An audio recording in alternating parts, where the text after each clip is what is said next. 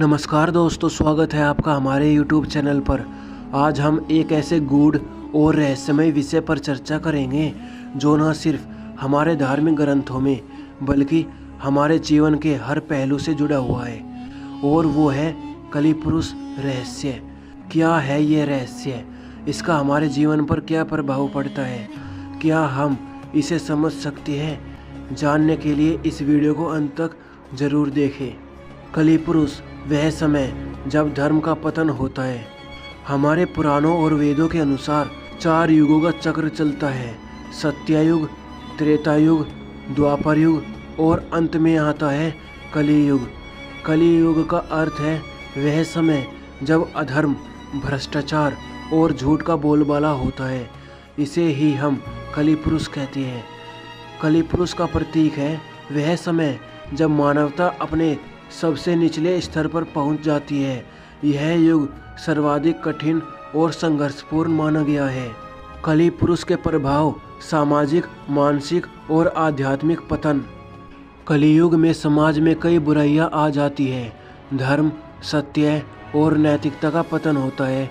व्यक्ति स्वार्थ, अहंकार और लालच में डूबे रहता है। मानसिक तनाव और शांति की कमी बढ़ जाती है। इस युग में आध्यात्मिकता की राह भी कठिन हो जाती है।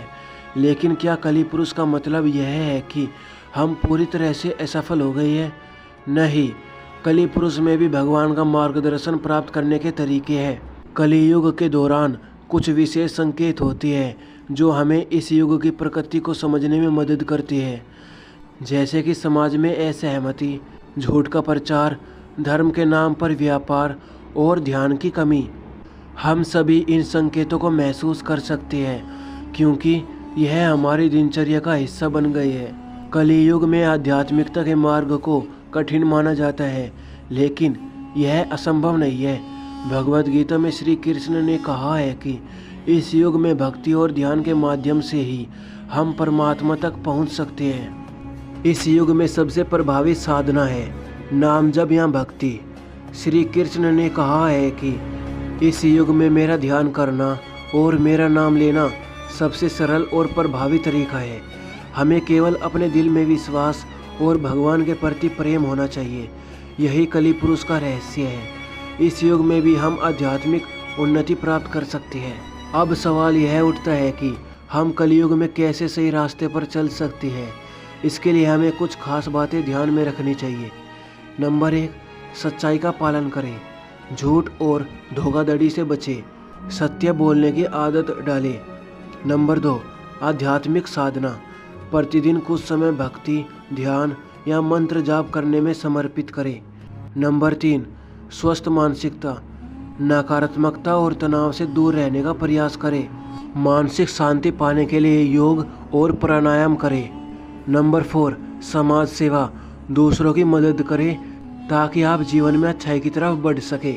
कलियुग में भले ही कई समस्याएं हो, लेकिन यही वह युग है जब हम अपने भीतर के भगवान से संपर्क कर सकते हैं। यही कलिपुरुष का असली रहस्य है। कलियुग के बावजूद अगर हम सही मार्ग पर चले तो हम आत्मिक उन्नति प्राप्त कर सकते हैं। भगवान की भक्ति और ध्यान से हम इस कठिन युग में भी शांति और सुख पा सकते हैं।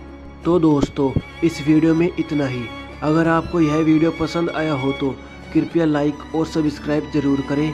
और अगर आपके मन में कलिपुरुष और कलियुग से जुड़े कोई सवाल है तो हमें कमेंट्स में बताइए।